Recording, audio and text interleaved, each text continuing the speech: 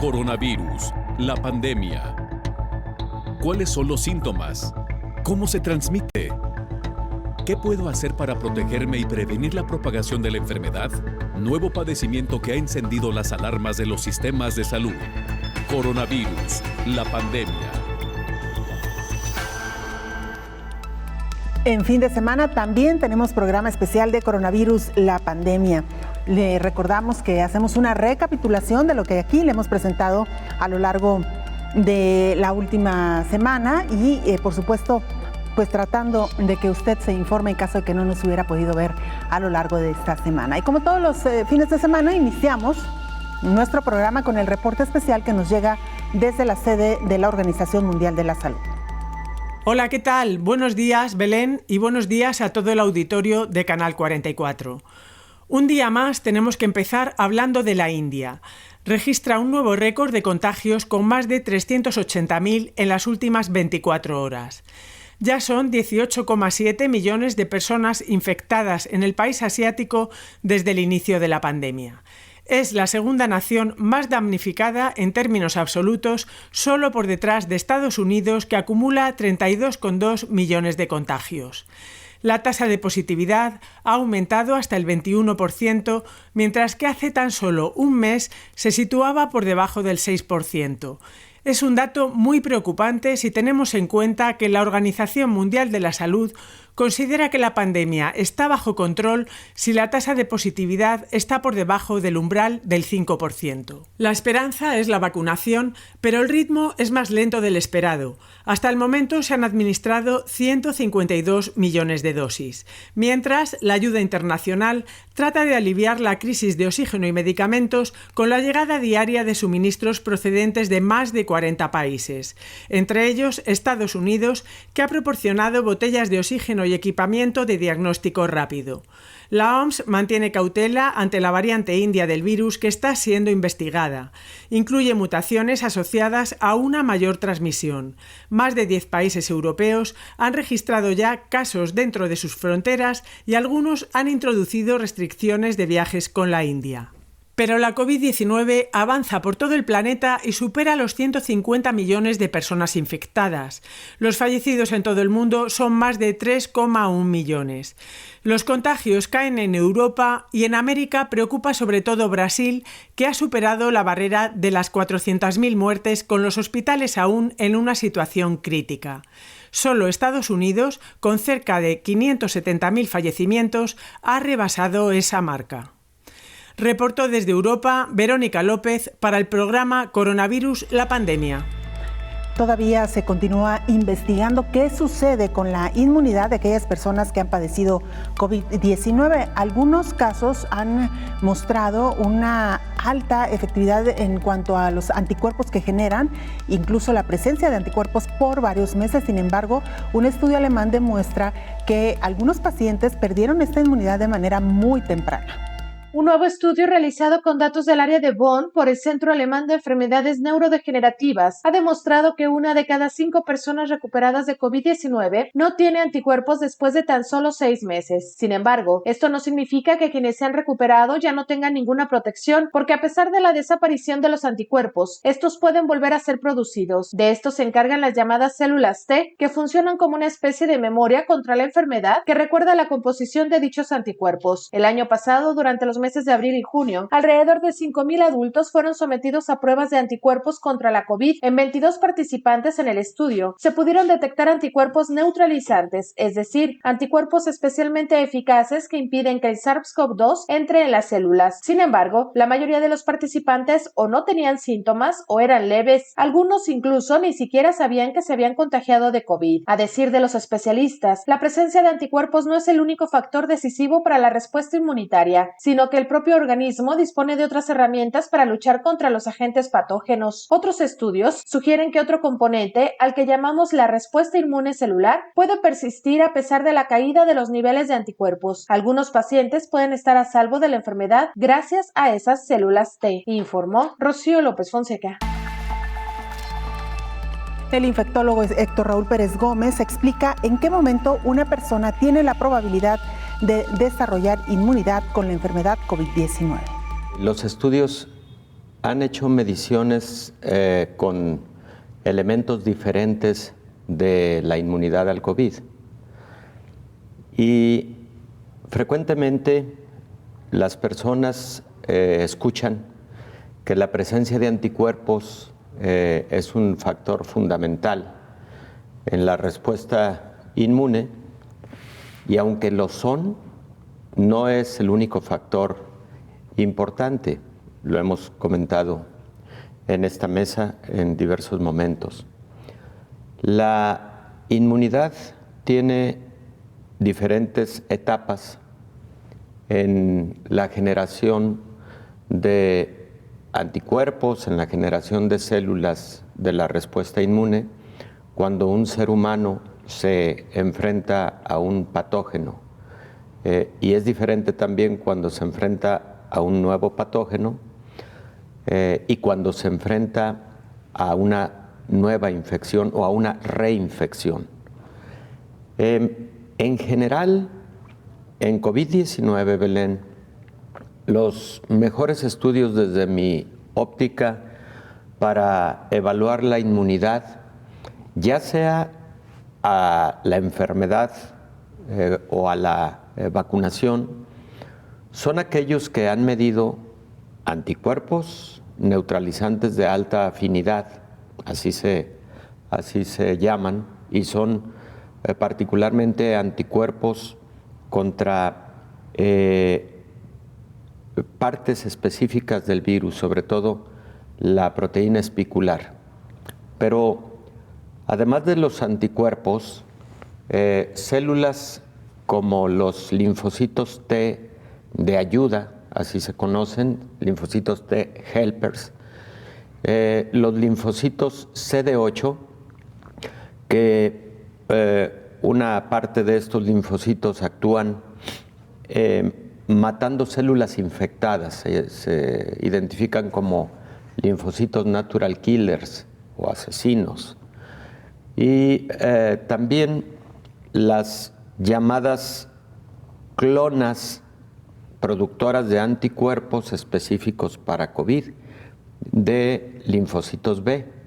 Entonces, no son solo los anticuerpos, son importantes, pero en ocasiones un paciente puede tener una disminución en la cantidad de anticuerpos y esto no necesariamente significar que está disminuyendo su inmunidad. Ojo con eso.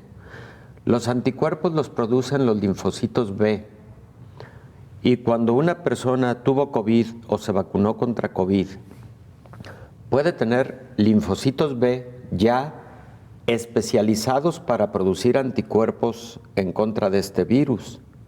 Solo que estas células no van a estar produciendo estos anticuerpos de manera continua. Los van a producir cuando de nueva cuenta se requieran. Cuando detecten. Cuando detecten que nuevamente el patógeno... La presencia del enemigo, como diría una serie muy famosa. Ahí, doctor. efectivamente, es una buena analogía. Entonces, creo que es importante aclarar esto a la población, porque mira, en lo cotidiano hay personas que te piden una opinión respecto de su cuenta de anticuerpos y te dicen un ejemplo palpable. Hace unos días, una pareja que atendí con COVID-19 hace algunos meses, iban preocupados porque él tenía una cantidad mucho más baja de anticuerpos respecto de los anticuerpos que tenía ella en cuanto a la medición de los mismos. Y la preocupación era, ¿a mí ya me está bajando la inmunidad? No, evidentemente ese no es un factor para contestar esa pregunta, ¿no? Ahora, ¿cuánto tiempo hasta ahora se ha identificado que puede durar una buena respuesta inmune con estos 4 componentes? Está publicado, de hecho, y te puedo dar la referencia en un par de minutos. 8 meses. 8 meses, personas que tuvieron COVID y que al tiempo fueron seguidas con respecto a esta inmunidad, 8 meses y siguen teniendo estos buenos niveles, el 90% de ellos, de estos 4 factores de la respuesta inmune.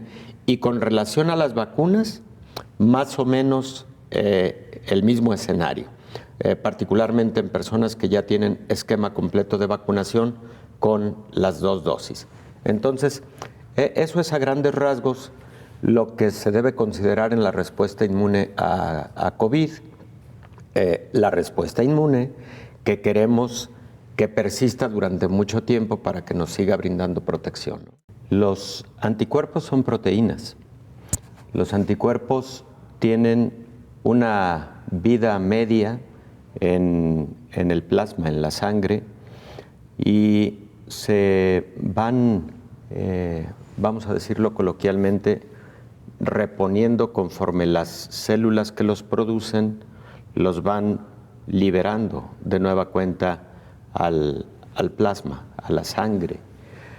Pero los anticuerpos que son específicos a un determinado patógeno se producen gracias a que existen un grupo de células que se especializaron para producir esos anticuerpos. Se conocen como clonas específicas.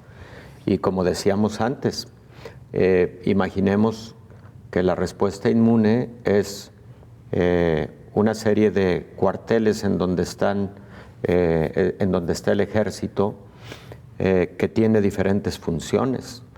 Cuando vuelve a estar el enemigo presente, en este caso el virus SARS-CoV-2, aparecen una serie de elementos que lo empiezan a enfrentar.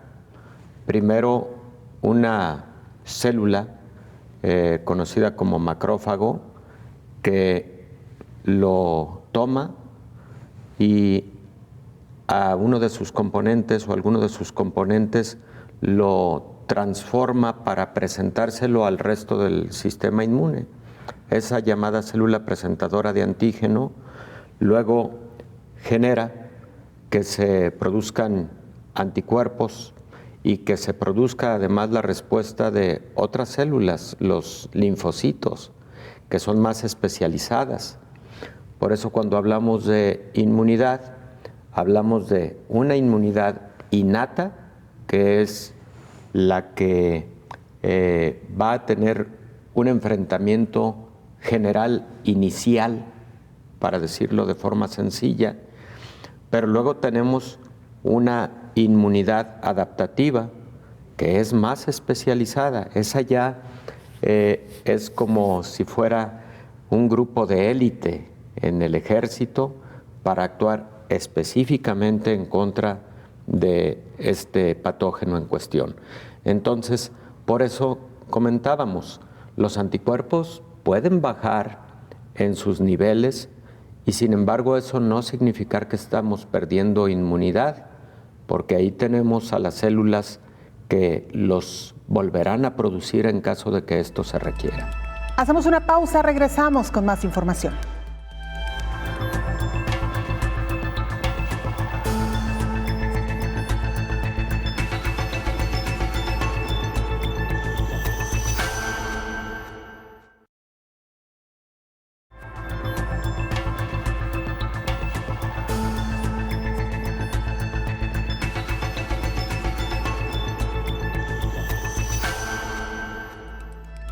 Un estudio serológico del Instituto Nacional de Salud Pública en México señala que 25% de la población podría tener ya inmunidad a COVID-19.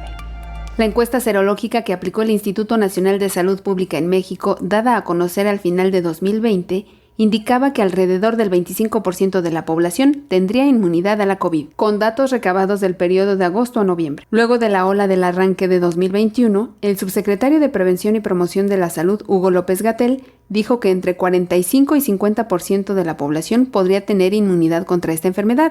Ahora, esta semana se dio a conocer una nueva estimación. Esta vez, un investigador de la Universidad de San Luis Potosí informó que cerca del 60% de los habitantes ya tendrían anticuerpos. De ser así, la población ya estaría relativamente cerca de la inmunidad de rebaño, por lo que es importante acelerar la vacunación, señaló el llamado zar de la influenza, Alejandro Macías. De continuar con la tendencia de contagios y el plan de vacunación, México alcanzaría la inmunidad de rebaño en septiembre, expuso el investigador Arturo Erdely, doctor en Ciencias Matemáticas y profesor de la FES Acatlán. Informó Elizabeth Ortiz.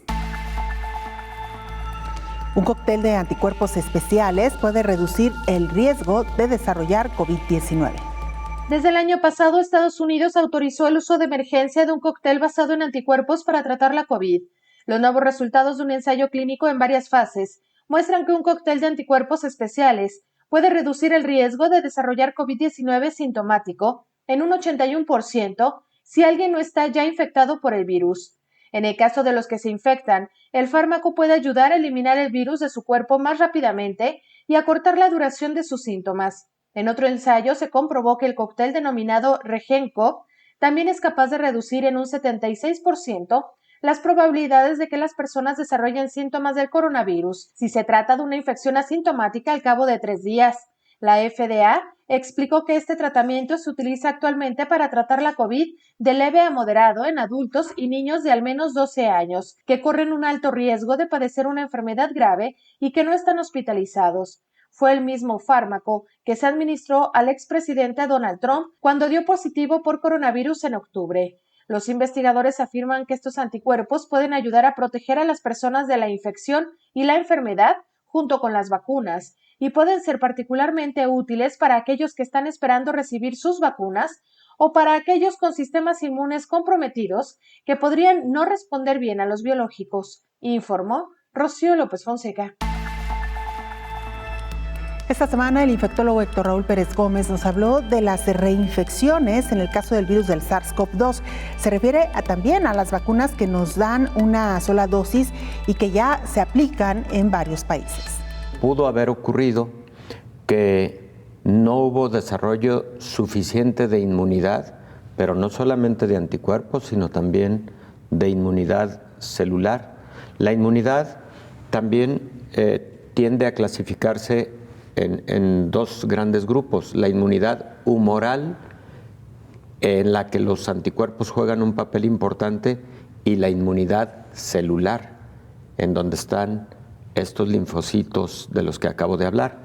Entonces, pudo haber ocurrido que en un primer episodio no haya habido una suficiente respuesta, tanto humoral como celular, y que por lo tanto haya quedado todavía susceptible, vulnerable de tener una nueva infección, y no solo eso, de volver a tener una infección severa. Entonces, por ese motivo, Belén, es que se recomienda la vacunación incluso en personas que tuvieron COVID, para asegurar que con una dosis estandarizada de antígeno, que es el que contienen las vacunas, sí podamos tener una respuesta inmune. Porque no podemos estar plenamente seguros de que la inmunidad que se desarrolló con la infección haya sido suficientemente robusta para seguir protegiendo durante un periodo prolongado de tiempo. Las vacunas están estandarizadas en dosis y eso genera mayor seguridad de respuesta inmune para un determinado plazo de tiempo, ¿no? Ahora, también hay que decir lo siguiente, Belén. Existen otros factores que determinan lo robusto de la inmunidad después de una infección, como en el caso de COVID. Lo hemos comentado aquí. Diversos estudios demuestran que mientras más grave fue el COVID, la respuesta inmune es más sólida, es más robusta, tanto inmune como tanto humoral como celular. Mientras más leve fue el primer episodio de COVID, puede ser más débil la respuesta inmune que se generó. De ahí, insisto, una de las grandes recomendaciones de que también quienes tuvieron COVID sí reciban un esquema completo de vacunación. Otro punto importante, Belén, en este momento que estamos también tocando el punto de las vacunas. Hace aproximadamente un mes apareció una publicación muy interesante que demuestra que una persona que ha sido vacunada con esquema completo no solamente está protegida de un episodio grave de COVID o riesgo de hospitalización y muerte, que ese es el objetivo más importante de las vacunas, proteger contra enfermedad grave.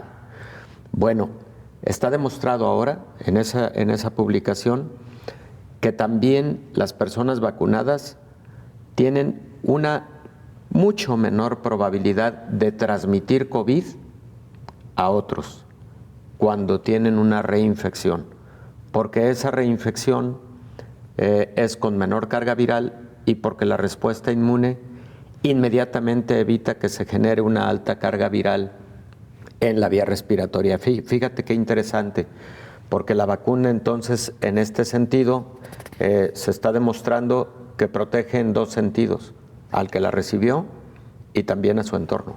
Claro, doctor, que eso es importantísimo también para frenar la cadena de contagio. Efectivamente, por eso cuando una persona no se quiere vacunar, aun cuando tiene las condiciones óptimas para vacunarse, lo que creo que debe considerar es que no solamente se protege a sí mismo o a sí misma, sino a quienes están alrededor de ella o él. Que sea una sola dosis ayuda mucho, porque de alguna manera asegura que la inmunidad se puede generar en menor tiempo y particularmente teniendo en consideración lugares de difícil acceso, a donde luego una segunda aplicación puede representar problemas técnicos y de logística, ¿no?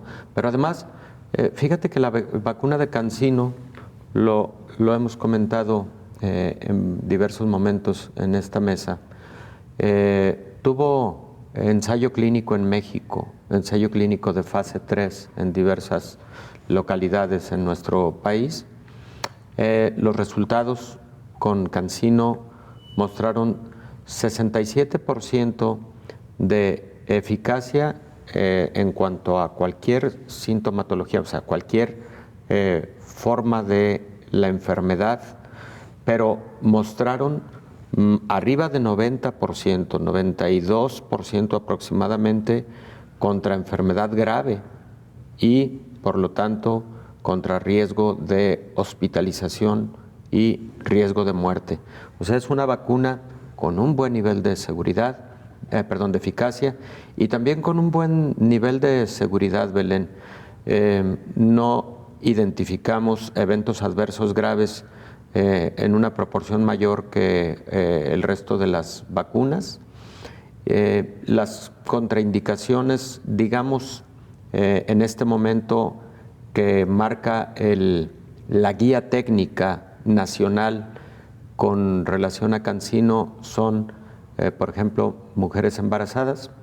Todavía no se identifican los estudios para liberar, para ser aplicada en este grupo de población. También en menores de 18 años, no aún, porque no han concluido los estudios al respecto. Seguramente sí se van a poder aplicar en su momento, pero una contraindicación absoluta es el antecedente de alergias graves tipo anafilaxia que hayan puesto en riesgo la vida. O sea, las personas que alguna vez tuvieron una alergia que puso en riesgo su vida son personas en quienes se recomienda no vacunar con CanSino y con varias de las vacunas contra SARS-CoV-2, hay que decirlo. Pero fuera de estas, prácticamente no existen otras contraindicaciones absolutas. Y no perder de vista varios aspectos más de los protocolos. Uno de ellos, que las escuelas aprovechen sus espacios abiertos lo más posible en lugar de aulas cerradas. Aprovechar los espacios deportivos, etcétera, claro, bajo techo, para implementar clases presenciales ahí. Número 2, se debe seguir manteniendo la distancia de al menos 1,5 metros entre los alumnos, porque hay que recordar que la población estudiantil no estará vacunada todavía. Número 3, la población estudiantil y de hecho el profesorado deberá seguir portando cubrebocas. Por cierto, luego platiquemos con más detalles sobre los nuevos lineamientos de uso de cubrebocas en las personas que tienen vacunación completa y de otras actividades que ya se pueden realizar de acuerdo a guías de los Centros para Control de Enfermedades de Atlanta. Creo que será un tema interesante que comentar enseguida. Y por otro lado, Belén, sí evitar a toda costa enviar a los pequeños a clases cuando tengan algún síntoma respiratorio, por mínimo que parezca, por banal que parezca, aunque parezca solo una pequeña gripa, un catarrito, no enviar a los niños en su momento a la escuela, porque claro que podría ser un cuadro incipiente de COVID. Y también deberán revisarse las estrategias de monitoreo continuo de la población estudiantil de cualquier grupo de edad para detección temprana de COVID-19, porque mira, Francia, por ejemplo, aplica de manera periódica estudios de antígeno, detección de antígeno, y en algunos casos detección de antígeno en saliva, que es una prueba de la que no hemos hablado con detalle. Sí la llegamos a comentar en esta mesa en algún momento cuando surgió. No tiene la sensibilidad que tienen otras pruebas, pero es una prueba que como monitoreo epidemiológico puede tener alguna utilidad. Vamos a la pausa, regresamos con más información.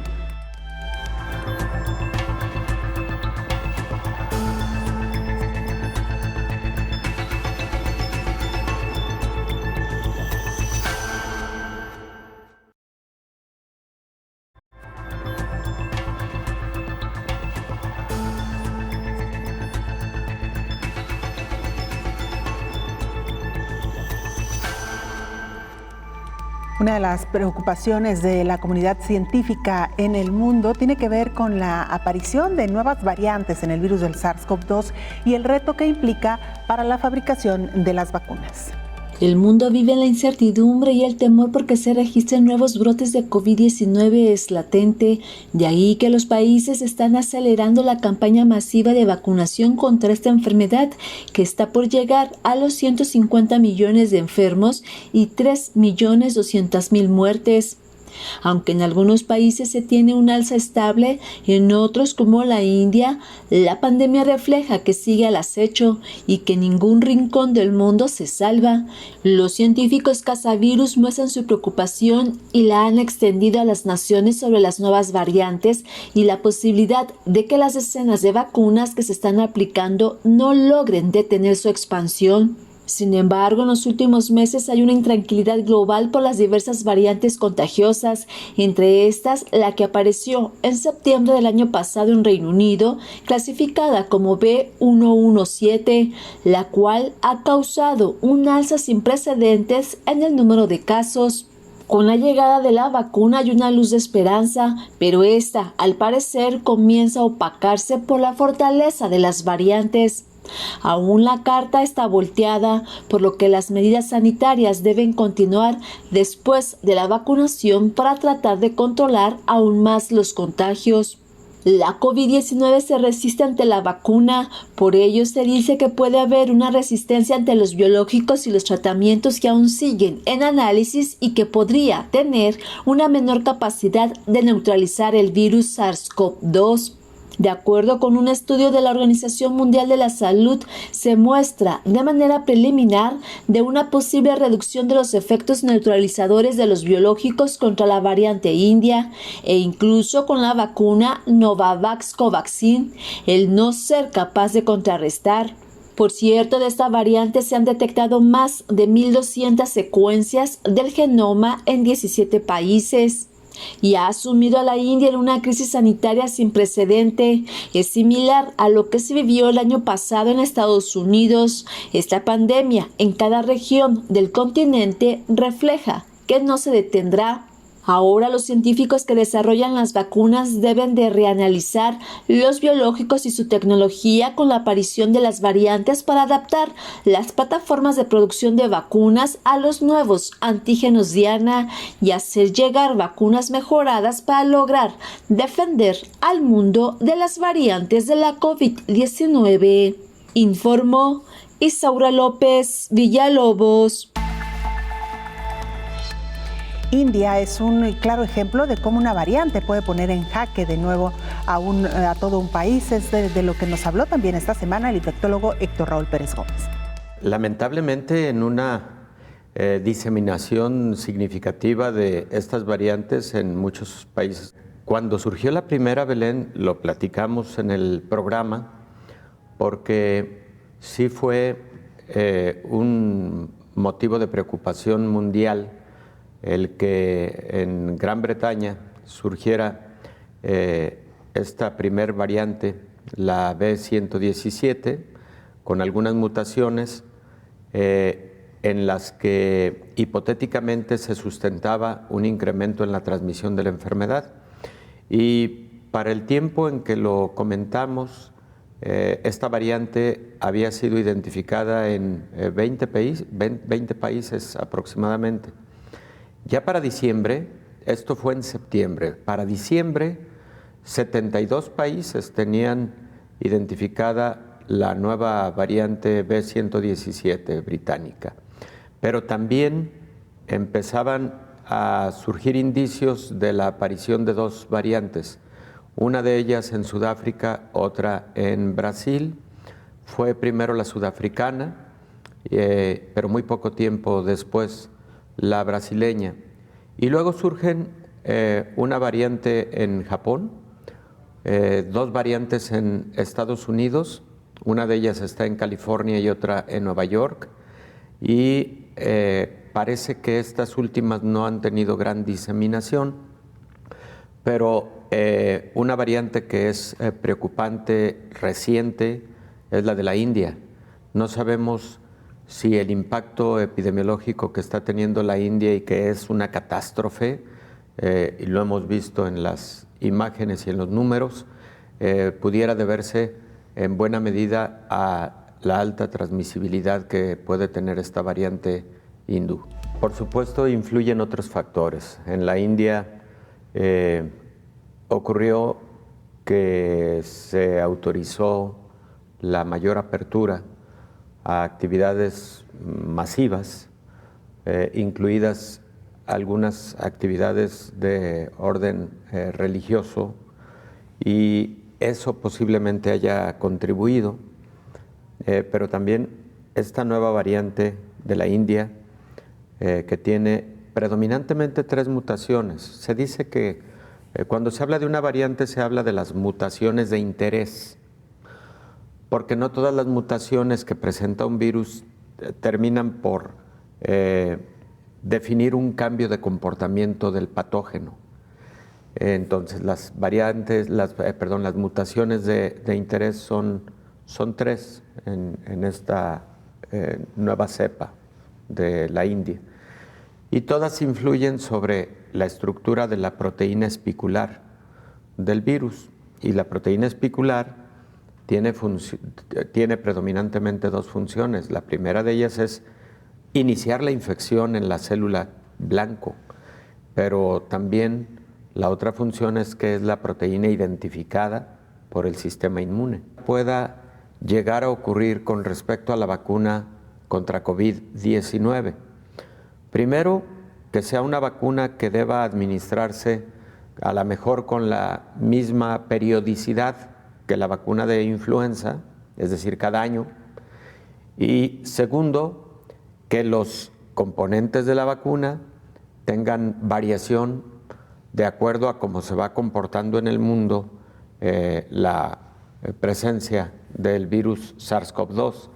Para diseñar una vacuna de influenza, a lo largo del año se va identificando el tipo de virus circulante en diferentes partes del mundo, y entonces existe un gran comité internacional que termina decidiendo cuáles serán los componentes de esa vacuna de acuerdo a las muestras que se fueron recogiendo de forma aleatoria pero muy sistemática a nivel mundial.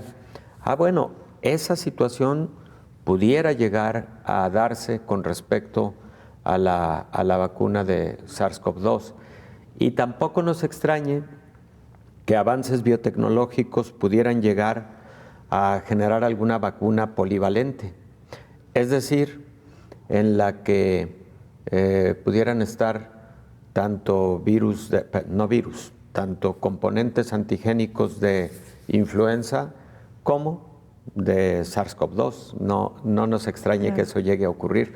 Recordemos que hay vacunas combinadas, ¿no? La triple viral, la quíntuple viral, etcétera, etcétera. ¿Por qué no pensar en que esa situación puede llegar a ocurrir?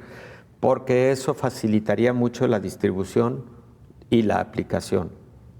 Creo que daría como consecuencia una mayor cobertura por razones de operatividad. Vamos a Ecuador para escuchar el informe de Elías Levy, corresponsal de la agencia EFE. Hola, ¿qué tal? Buenos días, Belén, y buenos días a todo el auditorio de Canal 44. La situación en Ecuador sigue siendo cuanto menos preocupante, aún incluso cuando el gobierno ha instaurado de nuevo los confinamientos, y es que el resultado de esta medida solo podrá ser verificado dentro de 2 o 3 semanas. Ecuador, un país de 17 millones de habitantes, acumula unos 380.000 contagios, con una pronunciada curva desde enero que las autoridades no consiguen frenar.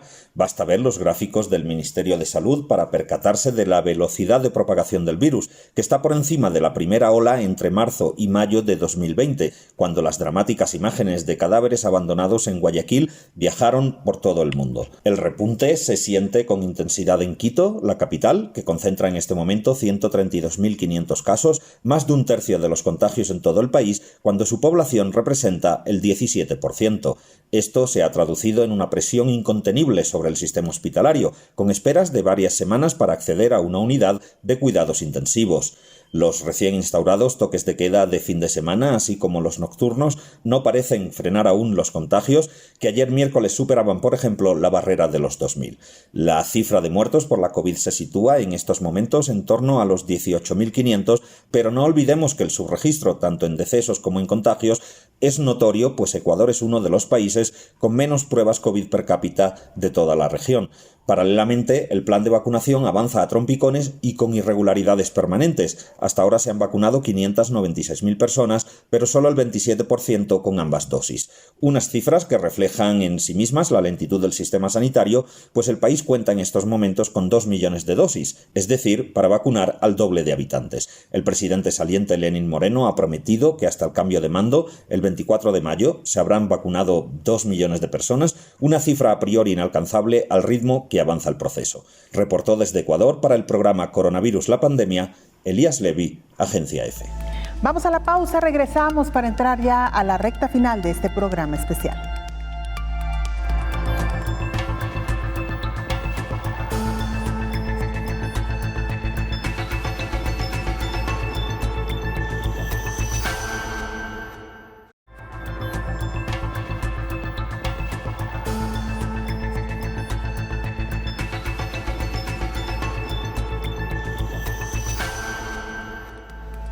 El 30 de abril se conmemora en México el Día de la Niña y del Niño, y por ello quisimos dedicar uno de nuestros programas a este sector poblacional. Resulta que han sido precisamente ellos los que más han padecido por los largos confinamientos en México. Ha provocado ya casos de ansiedad, de depresión y de estrés postraumático debido a la pérdida de uno o más familiares. Cuando empezó la pandemia, la UNICEF advertía que alrededor del 99% de los niños del mundo se enfrentaron a medidas de restricciones a la movilidad, cambiando por completo su manera de relacionarse, de aprender, de ejercitarse y hasta de alimentarse. Especialistas explican que los niños están presentando diversas conductas y afecciones mentales como la depresión, ansiedad y estrés. Detalla la tanatóloga infantil, Alicia Hernández. Muchos pequeños que van de los 2 a los 11 años, pues han vivido prácticamente las 24 horas dentro del hogar el último año. Algunos de ellos tuvieron que cambiar su modo de vida completamente. Hemos visto reacciones diferentes como estrés agudo, algunos desajustes emocionales. A otros pequeños les ha costado más trabajo ir a dormir solos, otros tienen tics nerviosos, miedos, otros pequeñitos han estado más irritables, otros emocionalmente hipersensibles. También nos han comentado los papás que algunos niños pues se han hecho pipí y no alcanzan a llegar al baño. Es decir, han estado viviendo una situación crucial, distinta, desconocida para los adultos, cuanto más para los pequeños, que los sacamos de la escuela, de los parques, de la convivencia cotidiana en las banquetas, sus fiestas infantiles, todo lo que ellos conocían como distracción. La tanatóloga infantil ofrece algunas recomendaciones para mejorar la salud mental de los más pequeños del hogar. Hay que estructurar nuestros días con rutinas, no hay que dejarlo todo como abierto, sino también esto es importante y esencial para darles seguridad, sobre todo darles mucho afecto mediante el contacto físico, los besos y los abrazos. Y vuelvo a reiterar, hay que estructurar los días en la medida de las posibilidades con rutinas, para que estas rutinas nos ayuden a darles certeza y seguridad a los chicos. Que observemos a nuestros hijos, a los pequeños como a los adolescentes. En ocasiones el lenguaje no verbal nos va a decir mucho más de nuestros hijos de lo que nos están expresando con palabras. También recordó que se debe ofrecer a los pequeños y adolescentes la esperanza de que esto va a pasar y pronto verán a sus amigos y familia, y recomienda a los padres que cuando sientan que ya no pueden, también busquen ayuda con especialistas. Los papás no siempre lo pueden todo, informó Rocío López Fonseca. El infectólogo Héctor Raúl Pérez Gómez dedicó también parte de sus reflexiones a hablar sobre las consecuencias que ha tenido esta pandemia en los niños y niñas mexicanos. Afectaciones en el plano de lo emocional, en el plano psicológico, afectaciones evidentemente a la salud física cuando se ha padecido COVID-19 en estos pequeños. 600 fallecimientos en México de menores a lo largo de la pandemia, y por otro lado el impacto que ha tenido la pandemia en el desempeño escolar. Creo que son las principales afectaciones que han vivido los pequeños. Creo que la mayor de ellas ha sido precisamente el impacto a la esfera emocional. Los niños han dejado de convivir con sus amiguitas, amiguitos, los niños han dejado de convivir con sus profesores, han estado en casa recibiendo clases, frecuentemente sin la misma dinámica, habitualmente sin la misma dinámica, y particularmente sin socializar suficientemente, que como hemos comentado en diversos momentos, la socialización en esas etapas de la vida es fundamental para la formación integral. Entonces, qué lamentable, han sido uno de los grupos con mayor afectación a lo largo de la pandemia. Indudablemente va a cambiar la forma de convivencia a partir de estas nuevas generaciones.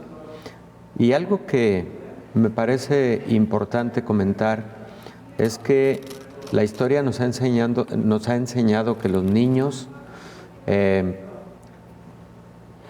se concientizan de manera más sólida con respecto a la responsabilidad social. Lo que se aprende de niños, y particularmente lo que se aprende en sentido positivo, que genera buenos hábitos, que genera buenos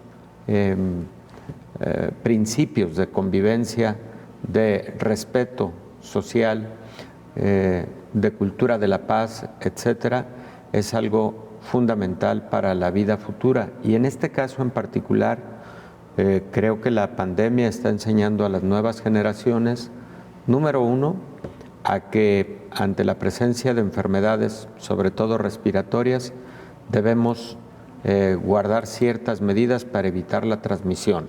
Y esto debe quedarse para de aquí en adelante. Y segundo, la manera en la que debe haber solidaridad para quien está sufriendo el embate de la enfermedad, la solidaridad comunitaria de igual forma, porque creo que los niños han estado viendo con detalle cómo en el mundo ha sido necesaria la solidaridad para poder salir adelante de esta pandemia de COVID-19, y ese es otro principio fundamental en su formación que creo que de alguna manera será positivo para ellos en el futuro. Antes de despedirnos, vamos a Colombia. Nuestro compañero Alfredo Durán nos presenta el siguiente informe. ¿Qué tal? Un saludo muy especial desde Colombia. Iniciamos con toda la información sanitaria en materia del coronavirus, porque en esta parte del mundo el virus no da tregua y por el contrario, la cifra se sigue elevando y lo que genera la preocupación de las autoridades. En las últimas horas se registraron 17.000 nuevos casos de COVID-19. Para un total, Colombia hoy está en 2.841.000 personas que han contraído el COVID-19 en más de los 365 días que ya llevamos de pandemia, de los cuales 2.650.000 personas se han recuperado satisfactoriamente. Eso quiere decir que hoy en el país hay cerca de 109.000 casos activos, una cifra que se ha venido elevando y que hemos venido registrando nosotros en las últimas semanas. Cabe recordar que hace 4 o 3 semanas atrás estábamos sobre los 7.000 a los 8.000 casos. Hoy esta cifra ya llega a los 17.000 semanal, lo que sigue generando una preocupación y una alerta en medio de este tercer pico de la pandemia que hoy ya se vive en varias partes del territorio nacional. Otra cifra lamentable es la cifra de fallecidos. Colombia hoy llega a las 505 personas fallecidas por un día por COVID-19, cifra que nunca se había registrado en todo el territorio nacional y que sigue generando la alerta. Pues en Colombia han fallecido 73.000 personas durante todo el tiempo de la pandemia. Sin duda, lo que sigue generando una preocupación porque esta es una de las altas cifras a nivel mundial de muertes por COVID-19. Cambiemos de tema, ahora vamos a hablar de la ocupación de camas UCI, porque es otro tema que también nos preocupa y les preocupa a las autoridades sanitarias del país. Colombia está entre el 85 y el 90% de ocupación de camas UCI. Queda un 30% de disponibilidad, lo que sigue generando preocupación tanto para el gremio médico como para las autoridades colombianas. De 12.000 camas, 10.000 ya están ocupadas y cerca de 6.000 o que están ocupadas son por COVID-19, lo que sigue generando esa alerta y el llamado de las autoridades es a mantenernos en casa y a implementar las medidas de bioseguridad como única alternativa para salir de esta pandemia. Durante este fin de semana, que es digamos un puente festivo o el fin de semana del mes de mayo, se espera que este fin de semana haya restricción de la movilidad, pico y cédula. Hay alerta roja hospitalaria en más de 18 ciudades de todo el territorio nacional por el nivel de ocupación de camas UCI y también se esperan algunos confinamientos en algunas ciudades desde el viernes hasta el próximo lunes debido a las problemáticas, debido al aumento de casos y buscando que no se genere un colapso en la red hospitalaria. Hablemos de las vacunas, porque Colombia ya llega a 4.714.000 personas que se han vacunado contra el COVID-19 y han recibido la primera dosis del biológico. Ahí cabe recordar que ya más de 1.500.000 personas hoy ya tienen las 2 dosis aplicadas y ya pues están en ese proceso de inmunización con las vacunas que han llegado al territorio nacional. Hablemos también que a Colombia en las próximas horas llegó un lote de 1 millón de vacunas desde China de la farmacéutica Sinovac, la cual ya está lista para los adultos mayores después de toda esa problemática que se vino presentando debido a la falta de vacunas. Pues a partir de la fecha ya van a empezar la redistribución para las ciudades y que estas personas que aún faltan por la segunda dosis ya la puedan obtener. Otro dato importante durante el mes de mayo es que se empezarán a vacunar las personas de 60 años hasta los 65 que estaban ahí pues en ese proceso, faltaban por iniciar su vacunación. En el mes de mayo ya lo podrán hacer, ya podrán recibir el primer biológico de la vacuna del COVID-19 o contra el COVID-19 para iniciar con ese proceso de inmunización en esta población. Y se espera también que después, en unas semanas más adelante, en el mismo mes de mayo, se inicie también con el proceso de inoculación en las personas o en la tercera etapa de la vacunación. Eso es por ahora lo que se espera. Un datico de cierre: Colombia, pues durante esta semana también las autoridades han estado un poco alertas debido a las marchas que se han registrado. Cabe recordar que pues las autoridades de este país buscan una reforma o una ley de la solidaridad, una reforma tributaria, lo que para algunos sectores económicos, para las poblaciones vulnerables y para todos los jóvenes no fue de muy agrado y han salido a las calles. Aunque las protestas en la gran mayoría de ciudades de Colombia fue pacífica, en Valle del Cauca se presentaron algunos desmanes, por lo que las autoridades les tocó tomar nuevas medidas ante esa situación. Y también hay alerta esperando que no se presente otro repunte de casos de COVID-19.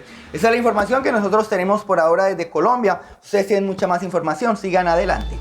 De esta manera llegamos al final de este programa especial Coronavirus, la pandemia. Gracias por habernos acompañado. Le invitamos para que nos sintonice en la siguiente emisión. Hasta entonces. Coronavirus, la pandemia.